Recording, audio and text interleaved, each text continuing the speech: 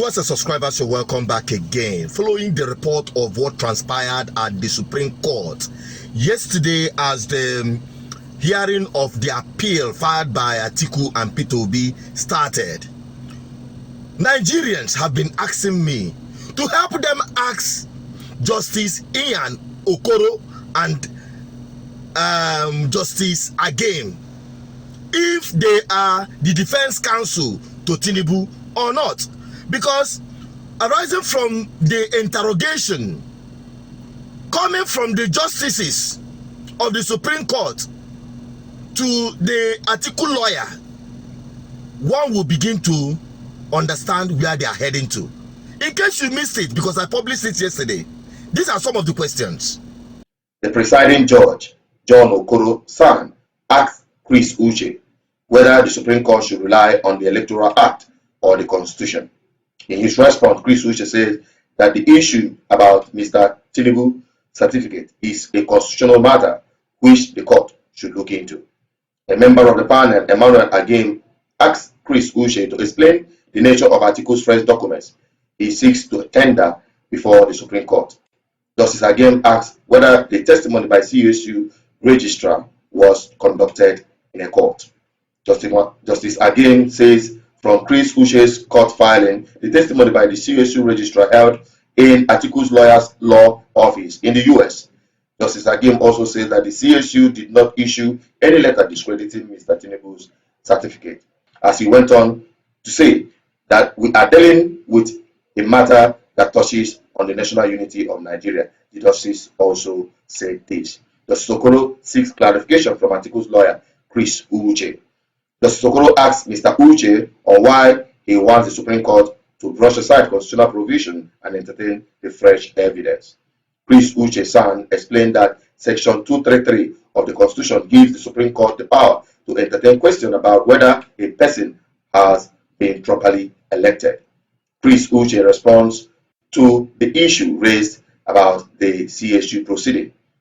There is a slight distinction between proceeding in the US and in the UK. In the US, that is how court proceedings are done.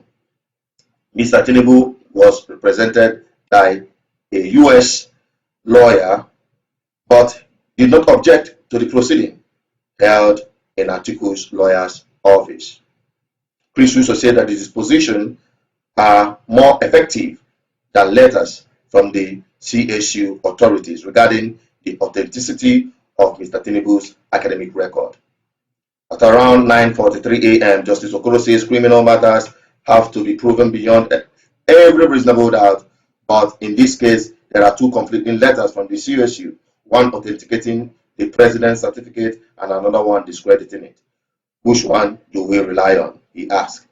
Good. Now, tell me, the same judge that stated that there is no letter discrediting the CSU certificate of Tinubu is saying that he's having two conflicting letters, one discrediting it and one actually authenticating it. And the one that is authenticating it imaginarily came from Tinubu's lawyers. Please, we want to know who gave them the certificate that is authenticating that Tinubu's certificate is not forged. Now, we all knew what transpired at the Chicago court, where under oath, the registrar of the university stated clearly that he cannot authenticate this certificate, that this certificate did not emanate from them. And the transcript that followed suit shows clearly that Tinubu never graduated because he had an outstanding courses to write.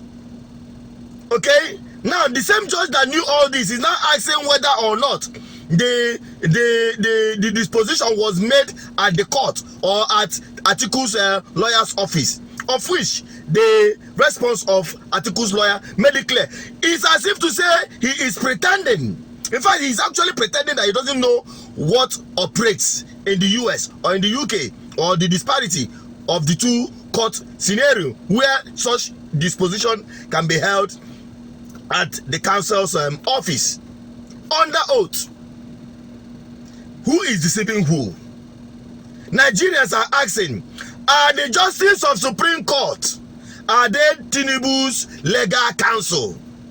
What is expected of the legal team of Tinubu to be doing is what the justices are doing. I thought they are there to listen to both sides. It's obvious. And some people are saying, this Okoro of a man, Igbo does Igbo. No, this is not about ethnicity. Ethnicity is far from it. And you must know, Justice Okoro is not from the southeast. He is from Akwa Ibom State. And some people are already pointing hand.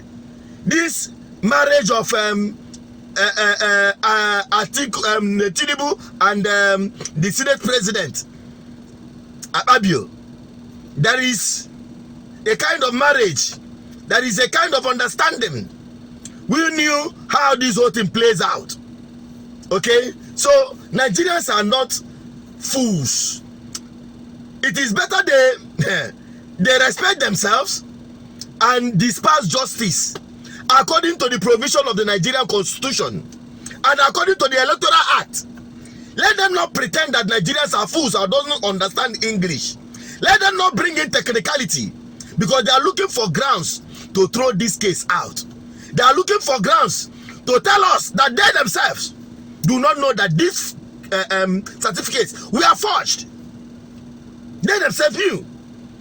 And it is left for Nigerians to put it to their faces so that they will know that we are no fools. And let them write their name in the history of impunity that this country is known for. All we know is that every one of us must get justice one way or the other. So it's up to you. I just wanted to make this clarification for those who are asking questions, and for those who have asked me to ask them if they are actually the legal counsel to Tinubu or they are just judge to the Supreme Court. It's up to you, Nigerians. What can you make of this? Help me share this video. Let it go viral so that they will know that Nigerians are watching them. Click on this share button and make sure that everyone knows about this. I'm Asuchiredi Peters, your eye opener and the advocate for good governance. Bye bye for now.